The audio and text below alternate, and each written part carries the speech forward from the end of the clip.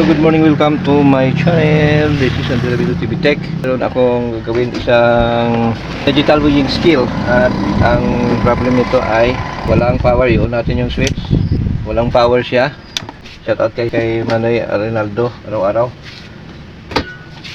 Okay, tinanggal ko na yung tatlong screw. At meron pang isa dito sa ibaba. Ayan, may kumakalabog sa loob. At ayan o, meron ng mga putol na wire. Parang pinasok ng daga. At meron pang sago. Saan ito nang galing? Tingnan natin. May kumakalabog.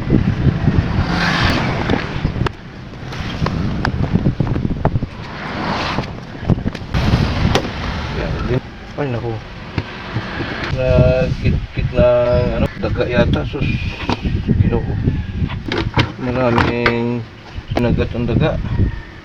Ang kinain ng daga yung mga wiring. Ito pa oh. Ayan oh, maraming kinain ng daga. Pati sa switch tatlo ko marami. So diba, maraming kinagat yung daga. At saka may basag pa. Ayan, yung dito yung screw, malalagyan ng screw, nabasag. Ayan o, para makita ang may-ari, mayroong mga naiwan na mga kinagatan ng daga. Ito muna, idikit muna natin ito. Nalilito tayo dito kung ikakabit natin itong pula dito at may excess na isa. So nalilito tayo kung bakit hindi natin kabisado ito ang mga linya dito, pero i-analyze na lang natin ayon sa yung ating paraan. Dito nakabit ko na, nagtungan ko na yung mga naputol dito sa charger at dito sa battery. Ngayon nakabit ko na rin sa switch yung isa. Ngayon paano ito magkakaroon ng charge? Dahil kung ito ay source from battery to switch, then papasok dito sa isa dito. Yung isa dito sa yung nasa isip ko, ito ay charging or charger. Okay, kailangan kong tingnan kung saan dito yung para sa iparallel, nakaparallel dito sa isa, sa battery. Okay, kasi ang isa dito ay parallel, ang isa dito ay output ng switch papunta sa ating sinusuplayan na circuit. Ngayon, para po malaman ko kung saan dito yung iparallel ko, ay hanapin ko muna yung sa charger para iparallel ko dito papunta sa battery.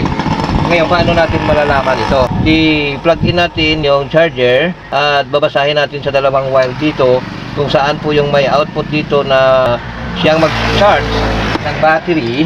Yan yung ating i-connect dito tayo. Ito. Ayan.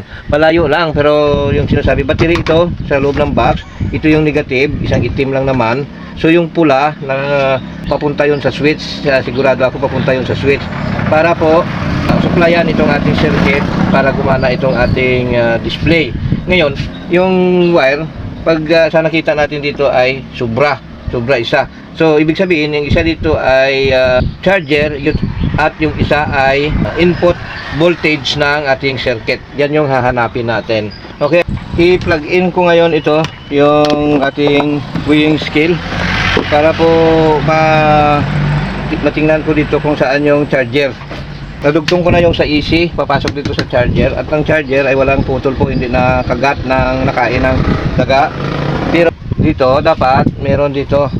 So para pag-plug in natin ay mabasa ka agad. I-monitor na lang natin dito, ground or negative sa itim. Itong pula yung aking tinister. Yung pula, nakaabang tayo sa pula. Plug in ko siya. Merong 5.7. Lipat ko dito sa kulay green. Saksak natin. Okay, so wala. Ibig sabihin po, itong kulay pula, pag na-plug in natin, may 5 point something ito. So i-on natin muna dito. Dugtungan ko lang ito para po magkaroon na ng charging ang ating battery. Pero ang battery natin po, may laman na po yan. Tingnan natin yung battery. Ito, positive. At ito yung negative. Meron po yung laman na 4 volts. Kinagat lang talaga ng mga daga ang ating mga linya. Pinagputol lang ng mga daga. So dito ay idugtong lang muna ito. Dugtungan ko lang para po pwede siyang mag-charge na.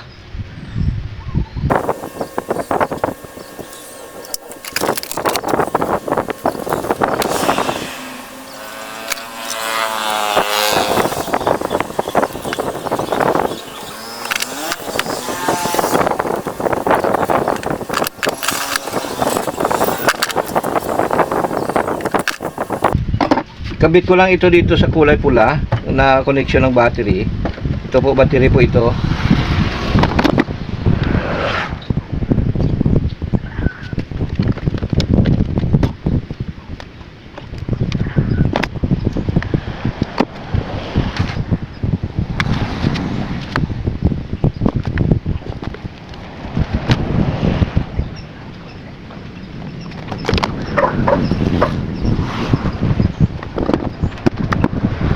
Nadugtungan ko na yung kulay green na siya nang nagiging kulay yellow ngayon.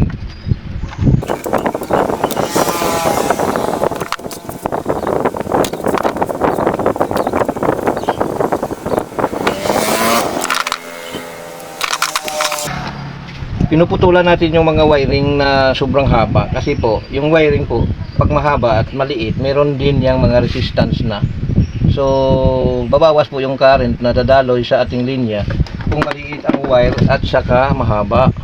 So, dahil ito ay dinadaluyan ng current mula sa battery, ay kailangan po na pwedeng maiksi at malaki. Ayan. So, kinabit natin, nag-power na yung ating weighing scale. Okay, off natin. Right? Yan o. Tapos, tingnan natin dito. Ayan, o diba? So, hindi siya nag-ilaw dito. Hindi nag-ilaw, pero yung sa harap, nag-ilaw siya muna. Ayan o, kulay green. Kung mapapansin dito, ayan, nagkukulay green muna. Okay, ayan o. Diba? Nagkulay green. O, i-off natin ulit. Ito o. Okay, nagkulay green siya. So, umandar na yung ating weighing scale na digital. At yung pinakahuling wire natin na dinugtong, itong galing sa switch. Okay, ayan. So, andito na lang yung problem na hindi iilaw. Hindi siya nagkukulay green. Okay. Diba? So, tingnan natin, baka may putol pa na isa. Meron tayong dalawang putol na wire dito, ito.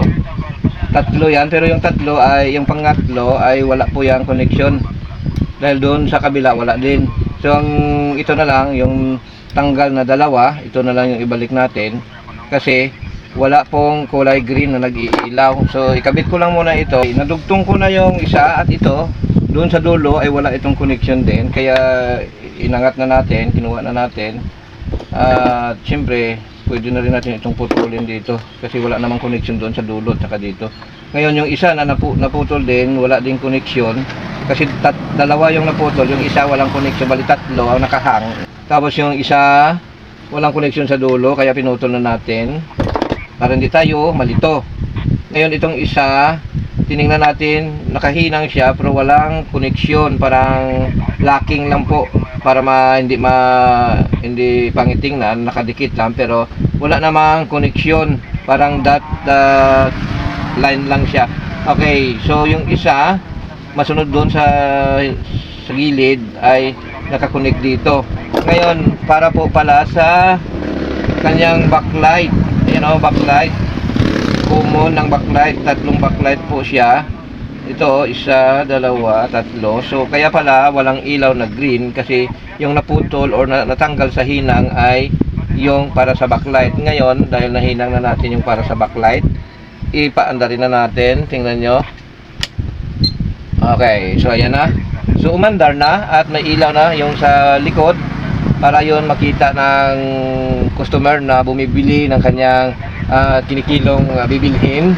Kaya nagkulay green. Ayan o. Okay, kasi may laman pa yung ating baterya. Okay, so yung sa harap at ang sa likod ay umilaw na at gawa na ito. So itatakip ko na lang ito para hindi umaba, putulin na lang natin. Ayos na natin, naibalik ko na po yung lahat na naputol na kinagat po ng daga.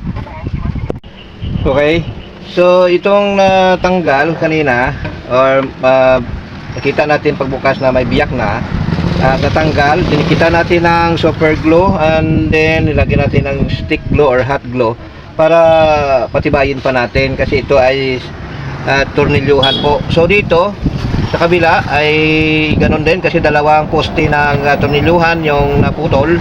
So ang gagawin ko ay dinikitan ko ng super glue Ganon din doon ginawa ko kagaya sa kabila sa nauna kong ipinakita.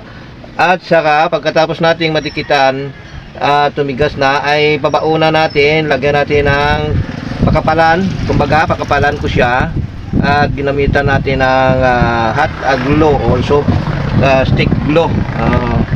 Yan po yung ating ginamit dito para po mapakapal natin at mapatibay yung tornilyuhan, kasi may tendency po yung ating super glue ay matanggal din kasi ginagalaw at higpitan natin mamaya. So ang ating hot glue or super or stick glue ay siya po yung dagdag tibay dito, dahil pakapalan ko po yung aking paglagay. At siyempre pag natuyo ito ay malakas din ito kumapit. So ayan na. Okay, so dito di ko pa siya natakpan kasi yan nga, dinugtong pa natin. So patigasin na lang natin yan. Okay, so hindi pa siya masyadong matigas, pero itatakip ko na siya para maibalik na natin siya dito sa kanyang lagyanan. Okay, ayan na siya. Okay, malungkot yung aking isang apo. Dumating yung apo ko mula sa Bacolod, tapos yung isa kong apo ay parang iiyak, malungkot din kasi umuwi na. Kasama sila nagsundo doon sa terminal, tapos uwi na, iiyak na. Ayan, kawawa naman ang apo ko na isa. Parang gusto yata, hindi yata gustong umuwi. Alright, so sarado na natin.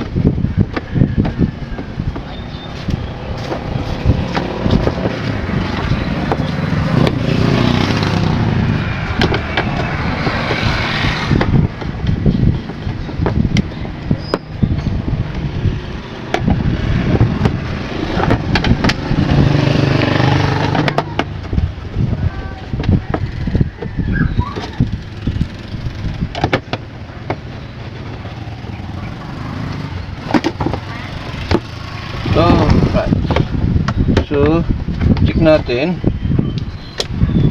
Okay. Check natin sa harap. Okay din. Check natin yung charger. Kung iilaw dito yung charger.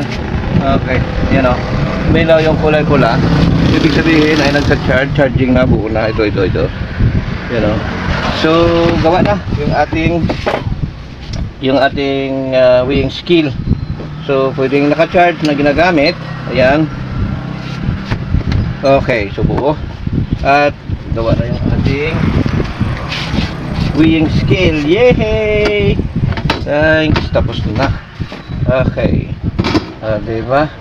Susit natin. 0. Alright. Susit natin. Okay.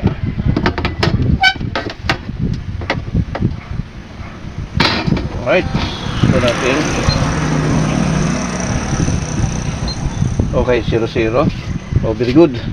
So gawa na yung ating weighing scale.